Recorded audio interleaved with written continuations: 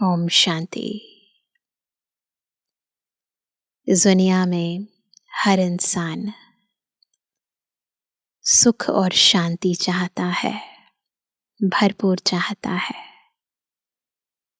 और इसी प्राप्ति के लिए वो दुनिया में जिस भी कार्य क्षेत्र में कर्म कर रहा है, वहाँ सफलता की बुलंदियों को, ऊंचाइयों को छू लेना चाहता है।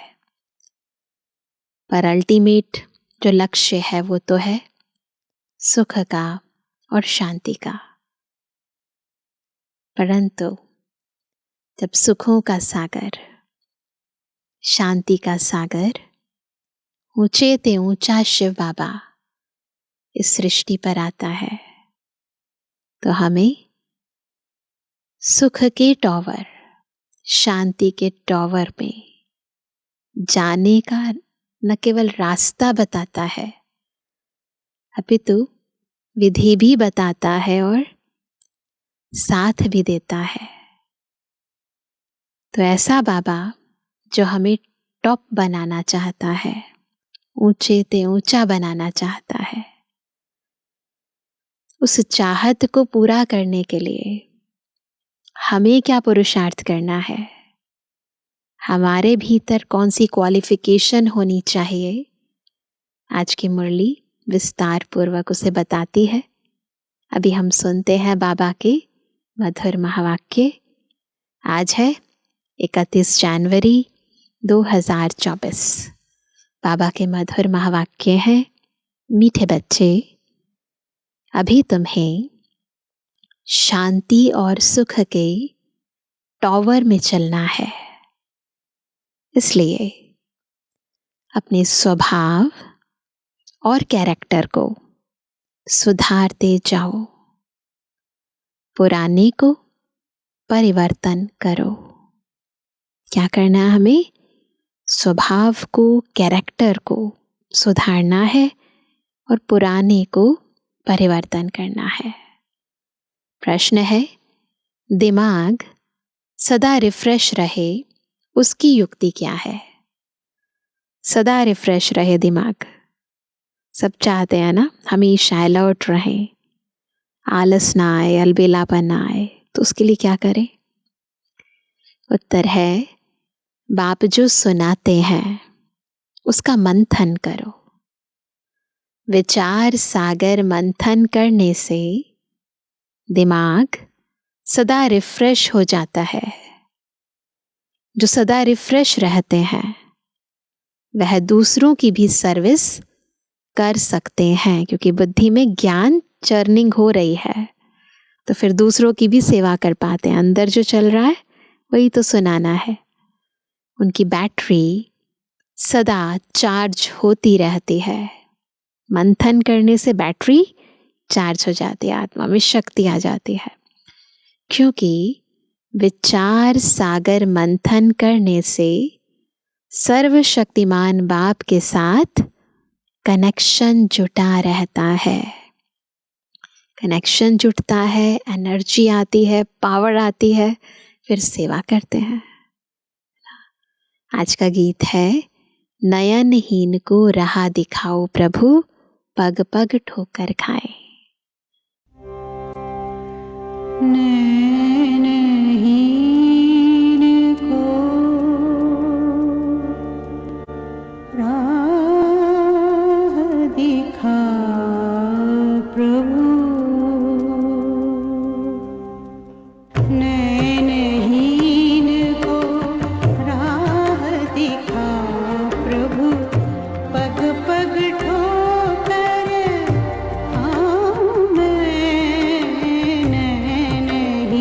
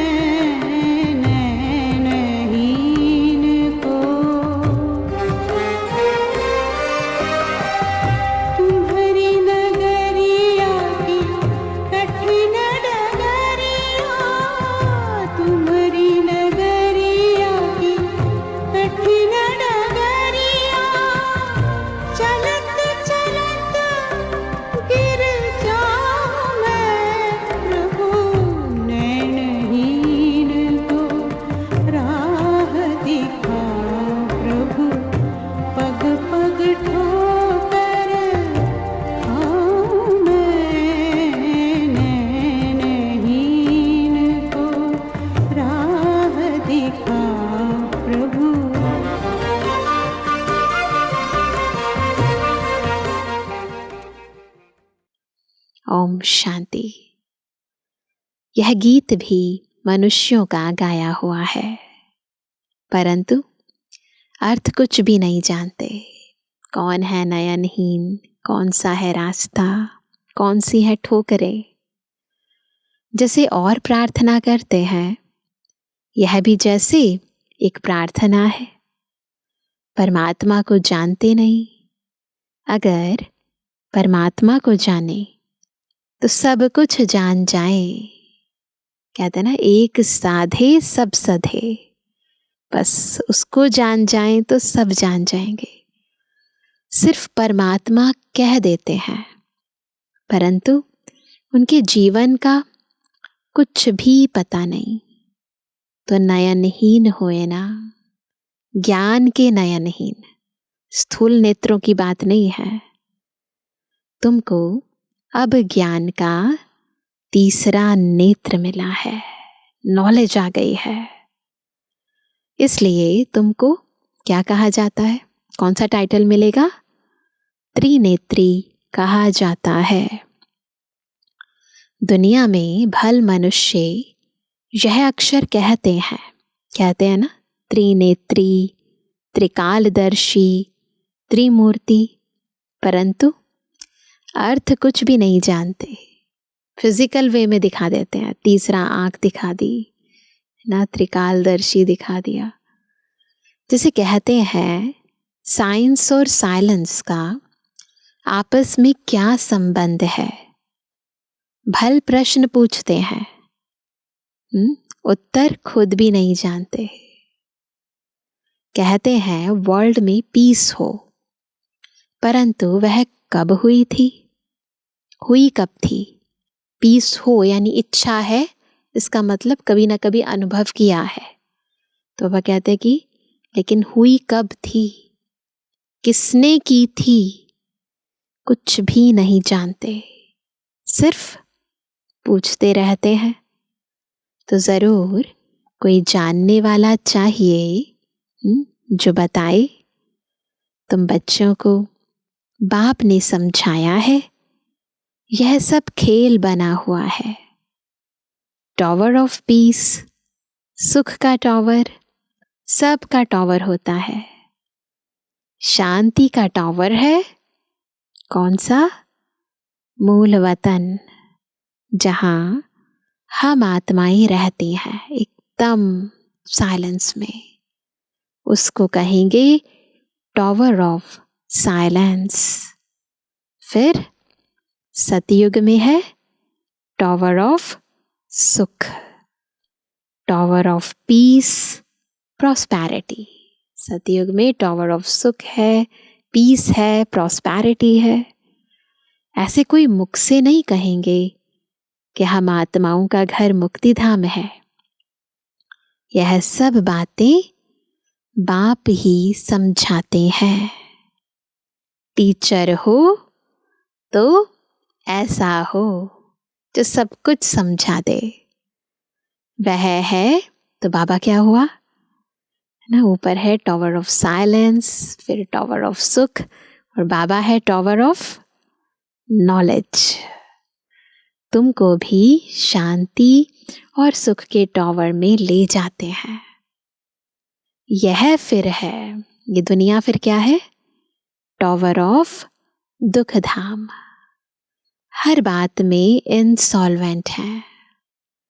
पवित्रता, सुख, शांति का वर्षा तुम इस समय ही पाते हो। बलिहारी इस पुरुषोत्तम संगम युग की है। ये टाइम इतना ज्यादा कल्याणकारी है। इनको कल्याणकारी युग कहा जाता है। कलयुग के बाद फिर होता है सतयुग। वह सुख का टॉवर है, बिल्कुल टॉवर। इससे ज्यादा सुख, अल्टीमेट सुख है वहां। वह शांति का टॉवर है, यह दुख का टॉवर है। यहाँ अथाह दुख है, अथाह। सब दुख आकर इकट्ठे हुए हैं। तन का, मन का, धन का, संबंध का, विभिन्न प्रकार के दुख हैं। कहते हैं ना, दुख के पहाड़ गिरते हैं। जब अर्थक्वेक आदि होती है तो कितनी त्राही त्राही करते हैं। बाप ने समझाया है, बाकी टाइम थोड़ा है। बच्चों को याद की यात्रा में टाइम लगता है। बहुत है जो पूरा समझते ही नहीं। बिंदी समझे क्या समझे, समझ ही नहीं आता क्या करें। अरे जैसी आत्मा है वैसे ही परमात्मा भी है। आत्मा को जानते हो ना, वह लकी सितारा है, ऐसे समझाओ। बिल्कुल सूक्ष्म है, इन आँखों से नहीं देख सकते हैं, इन स्थूल नेत्रों से नहीं देख सकते हैं, क्योंकि इसकी तो हदें हैं, लिमिटेशंस हैं। परंतु मैं आत्मा तो अनलिमिटेड हूँ, तो लिमिटेड आँखों से अनलिमिटेड चीज को कैसे देखेंगे। तो यह सब बातें बाप समझाते हैं। ऐसी बातों पर विचार सागर मंथन करने से भी दिमाग रिफ्रेश हो जाता है।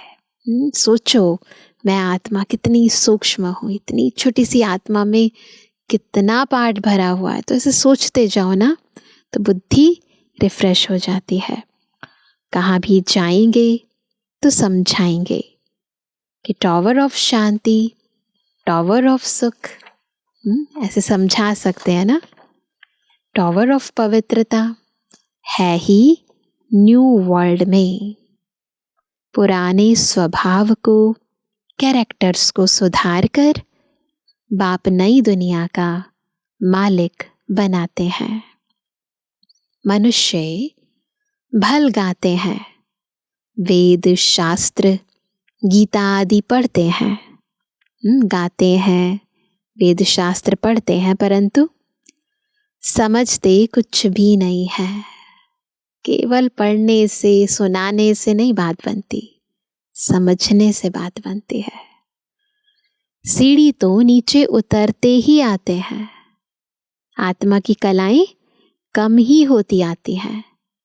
भल अपने को शास्त्रों की अथॉरिटी समझते हैं, परंतु उनको उतरना ही है। आत्मा पहले सबकी सत्व प्रधान होती है। सतयुग में हम सब आत्माएं सत्व प्रधान थी। फिर क्या होता है? फिर धीरे धीरे बैटरी खलास हो जाती है। और इस समय क्या हो गया है? इस समय सबकी बैटरी खलास है। आत्मा रूपी बैटरी बिल्कुल खलास। अब फिर क्या कर रहे हो? बैटरी चार्ज होती है। बाप कहते हैं कैसे चार्ज करेंगे? बाप कहते हैं मन मना भव। अपने को आत्मा समझो। बाप है सर्वशक्तिमान। उनको याद करने से तुम्हारे पाप कट जाएंगे और फिर बैटरी भर जाएगी। कितना सिंपल है। पाप कट जाएंगे, बैटरी भर जाएगी। कैसे? बस सर्वशक्तिमान बाबा को याद करो। तुम अभी फील कर रहे हो, सब फील कर रहे हैं क्या? हमारी बैटरी भर रही है। सबकी बैटरी भर रही है ना? कोई की नहीं भी भरती है। सुधरने के बदले और ही बिगड़ जाते हैं। संशय आ जाता है, नेगेटिव बातें सोचते हैं। बाप से प्रतिज्ञा भी करते हैं, बाबा हम कभी विकार में नहीं जाएंगे। आपसे तो 21 जन्मों का वर्षा जरूर लेंगे, प्रतिज्ञा करते हैं। फिर भी क्या होता है? गिर पड़ते हैं। बाप कहते हैं काम विकार पर जीत पाने से तुम जगत जीत बनेंगे। फिर अगर विकार में गया, जीत पाएंगे तो जगत जीत बनेंगे, परंतु अगर विकार में गया तो अक्ल चट, यह काम महाशत्रु है। एक दो को देखने से काम की आग लगती है। बाप कहते हैं तुम काम चिता पर बैठ सांवरे बन गए हो। आत्मा सांवरी बन गई है, अपवित्र बन गई है। अब तुमको गोरा बनाते हैं। यह बाप ही तुम बच्चों को समझाते हैं। पढ़ाई से तुम्हारी बुद्धि खुलती है, बुद्धि रूपी नेत्र खुलता है, क्लियर नजर आने लगता है सब कुछ। झाड़ का वर्णन भी करते हैं। यह है कल्प वृक्ष, मनुष्य सृष्टि का वैरायटी झाड़। इनको उल्टा झाड़ कहा जाता है क्योंकि बीज कहाँ है? ऊपर है, तो इसलिए उल्टा झाड़ कहा जाता है। कितने वैरायटी धर्म हैं। इतनी करोड़ों आत्माओं को अविनाशी पाठ मिला हुआ है। दो का एक जैसा पाठ हो ना सके। वंडरफुल है ड्रामा। अभी तुमको ज्ञान का तीसरा नेत्र मिला है। विचार करो कितनी ढेर आत्माएं हैं। थोड़ा सा सोचो कितनी ढेर आत्माएं हैं। जैसे मछलियों का एक खिलौना होता है, देखा है सबने छोटे होते, तार पर ऐसे नीचे उतरती हैं।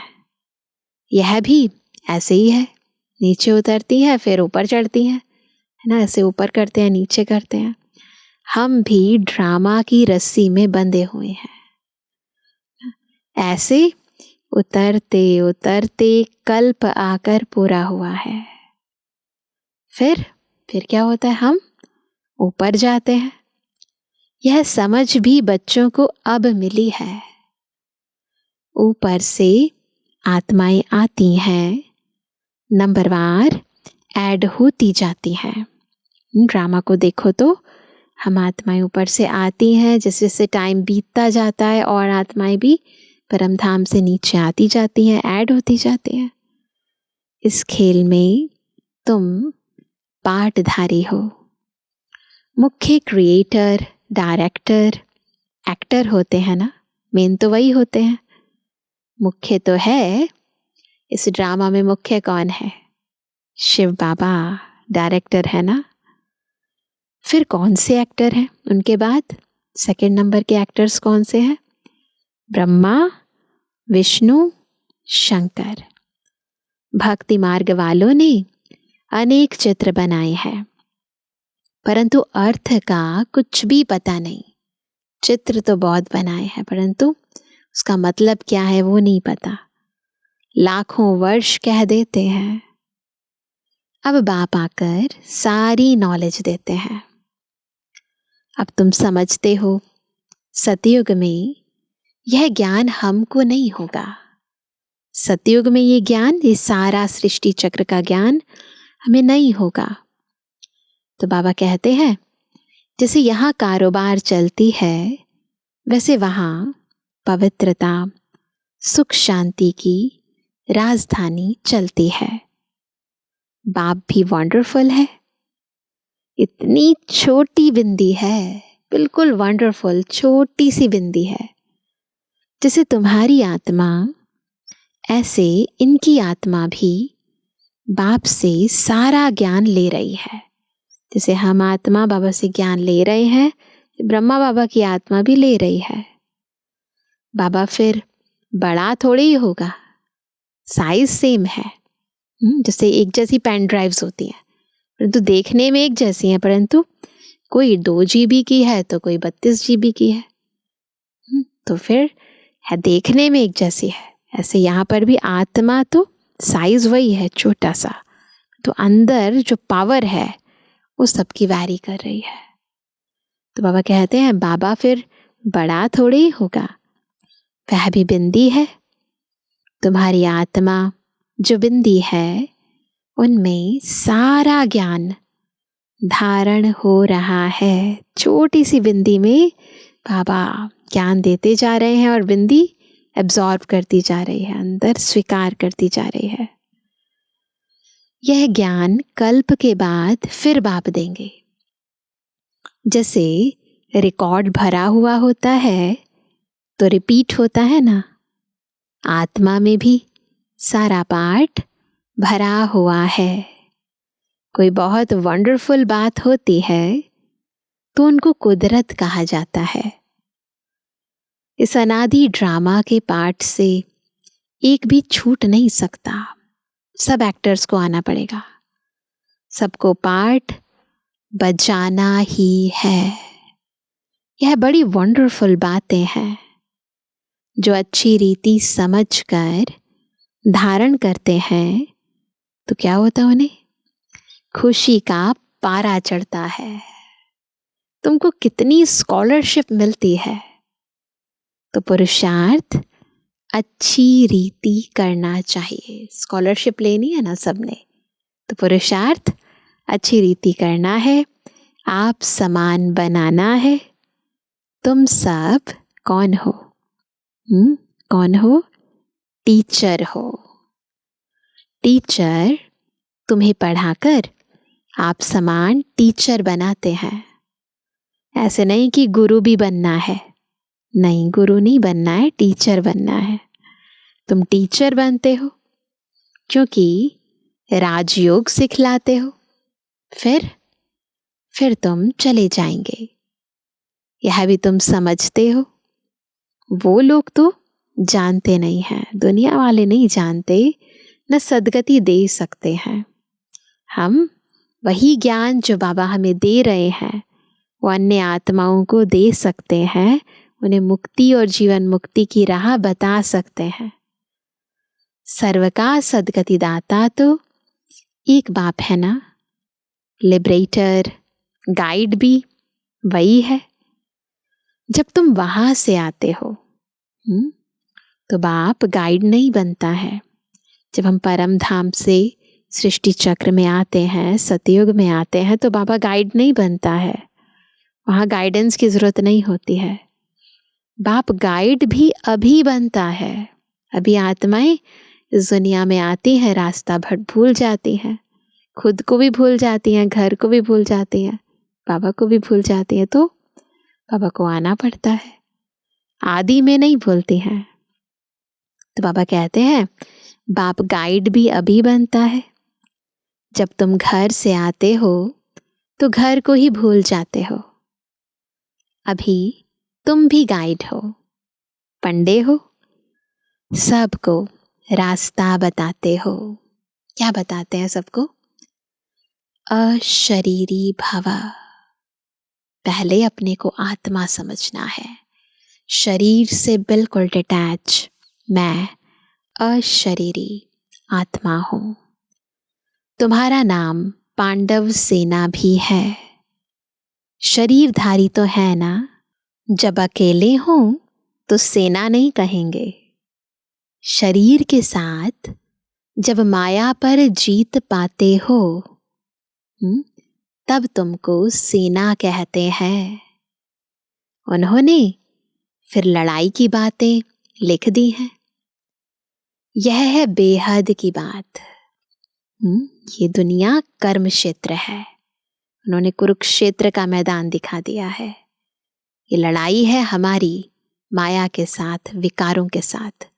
उन्होंने महाभारी महाभारत लड़ाई दिखा दी है। तो बाबा कहते हैं कि ये अंतर के अंदर माया के साथ लड़ाई है, बेहद की बात है। वो लोग कॉन्फ्रेंस आदि करते हैं, संस्कृत आदि के कॉलेज खोलते हैं, कितना खर्चा करते हैं। खर्चा करते करते जैसे कि खाली हो पड़े हैं। चांदी, सोना, हीरा सब खलास हो गए हैं। फिर तुम्हारे लिए सब कुछ नया निकलेगा। तो तुम बच्चों को क्या होना चाहिए? इतना सब कुछ मिलने वाला है, चलते फिरते बहुत खुशी होनी चाहिए। बाप को और वर्षे को याद करना है। तुम्हारा पाठ चलता रहता है, कभी बंद होने वाला नहीं है, कंटिन्यूसली चलता रहता है। बाप समझाते हैं तुम अपने जन्मों को नहीं जानते हो। 84 का हिसाब किताब भी इनको बताते हैं, जो पहले पहले आते हैं। तुम बच्चों को अथाह सुख मिलता है। कितना सुख? अथाह। Tower of health, wealth, happiness, बिल्कुल टॉवर, सबसे ज्यादा, बिल्कुल अल्टीमेट। हेल्थ भी, वेल्थ भी, हैप्पीनेस भी, सब कुछ। तो कितना नशा होना चाहिए। जिसको टॉप मोस्ट चीज मिलती हो उसको कितनी खुशी, कितना नशा होना चाहिए। बाप हमको बेहद का वर्षा देते हैं। जितना तुम नजदीक आते जाएंगे, अपनी उस स्थिति के नजदीक आते जाएंगे, अपने लक्ष्य के समीप आते जाएंगे, उतनी आफतें भी आती जाएंगी। झाड़ की वृद्धि भी होनी है। झाड़ कच्चे हैं तो झट तूफान लगने से झड़ जाते हैं। यह तो होना ही है, ये तो सृष्टि का नियम है। तुम्हारा एम ऑब्जेक्ट का चित्र सामने खड़ा है। बाबा मुरली चलाते थे ना, तो सामने ट्रांसलाइट का लक्ष्मी नारायण का चित्र। तो वह कहते हैं तुम और कोई चित्र नहीं रख सकते। भक्ति मार्ग में मनुष्य ढेर चित्र रखते हैं, है ना। मंदिर में कितने सारे चित्र होते हैं। ज्ञान मार्ग में है एक, सो भी नॉलेज बुद्धि में है।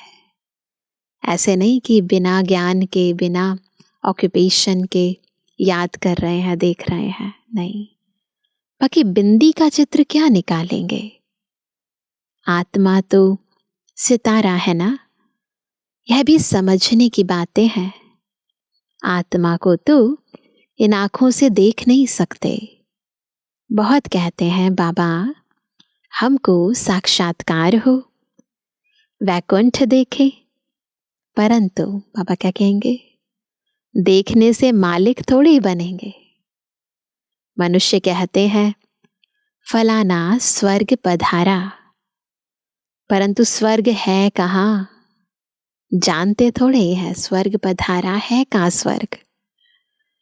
जो आत्माएं स्वर्ग में गई हैं वही कहती हैं, वही कहती हैं आत्मा को तो सब याद रहता है ना। अब तुमको ऊंचे ते ऊंचा बाप पढ़ा रहे हैं, जिससे तुम ऊंचे ते ऊंचा पद पा रहे हो। नंबरवार पुरुषार्थ अनुसार नर से नारायण जरूर बनेंगे। यह जो शांति मांगते हैं, तुम्हारा काम है उन्हें समझाना। कहीं समझते भी हैं कि यह एक्यूरेट कहते हैं, वह समय भी आएगा। लिखा हुआ है, शास्त्रों में लिखा है ना, कुमारियों द्वारा भीष्म पितामह आदि को ज्ञान के बाण मारे ना, ऐसे पूरी कहानी बताई हुई है। बाकी ऐसे नहीं कि अर्जुन ने बाण मारा गंगा निकली, ऐसे भी दिखाते हैं ना, अर्जुन ने बाण मारा गंगा निकल आई, बाण गंगा कहते हैं उस स्थान को। ऐसी ऐसी बातें सुनकर कह देते हैं यहां से गंगा निकल आई। गौमुख भी बनाया है। अभी तुम बच्चे देखते हो, तुम्हारा यादगार भी खड़ा है। वह जड़ दिलवाड़ा यह है चैतन्य। उसमें ऊपर वैकुंठ दिखाया है, नीचे तपस्या कर रहे हैं, ऊपर राजाई के चित्र हैं। इसलिए मनुष्य समझते हैं स्वर्ग ऊपर है। उन्होंने सीलिंग के ऊपर सारे चित्र बनाए हैं अलग अलग देवी देवताओं के, और दुनिया वाले समझते हैं कि स्वर्ग शायद ऊपर ही है। बॉम्ब्स बनाने वाले खुद भी समझते हैं यह हमारे ही विनाश के लिए है। कहते हैं ऐसे करेंगे तो जरूर विनाश होगा। लिखा भी हुआ है महाभारी लड़ाई में ऐसे हुआ था। सब खत्म हुए थे, सतयुग में है ही एक धर्म, तो ज़रूर बाकी सब खत्म हो जाएंगे। तो सब चीज़ें प्री प्लान्ड हैं, बना बनाया ड्रामा है, कुछ भी नया नहीं है। तो बाबा कहते कि ये सब होना है और होगा। यह भी बच्चे जानते हैं, भक्ति करते करते नीचे उतरते ही आते हैं। आत्मा की स्थिति, आत्मा की शक्ति डाउन होती जाती है ड्रामा प्लान अनुसार। वास्तव में यहाँ कोई आशीर्वाद आदि की बात नहीं है। बाकी सत्संगों में जाते हैं ना, तो फिर पैर पड़ते हैं, कहते हैं आशीर्वाद दो। जो ड्रामा में बना हुआ है वही होता है। कुछ ऐसी बात हो जाती है तो मनुष्य कह देते हैं जो ईश्वर की इच्छा। तुम ऐसे नहीं कहेंगे, हमें तो नॉलेज है ना, ईश्वर की इच्छा की बात नहीं है ये तो। तुम तो कहते हो भावी ड्रामा की, क्योंकि ड्रामा में जैसा होगा वही तो होगा। तुम ईश्वर की भावी नहीं कहेंगे। ईश्वर का भी ड्रामा में पार्ट है। बाबा भी ड्रामा के बंधन में बंधा हुआ है। सृष्टि चक्र कैसे फिरता है यह भी बाप ही समझा सकते हैं। नॉलेजफुल भी बाप है।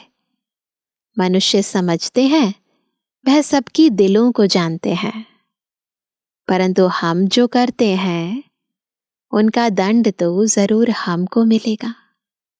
ऐसे नहीं कि दिलों को जानते हैं, हम जो करते हैं उसी अनुसार दंड भोगते हैं। बाप थोड़े ही बैठ दंड देंगे। यह ऑटोमेटिक बना बनाया ड्रामा है जो चलता रहता है। इनके आदि मध्य अंत का राज बाप ही समझाते हैं। तुम फिर औरों को समझाते हो।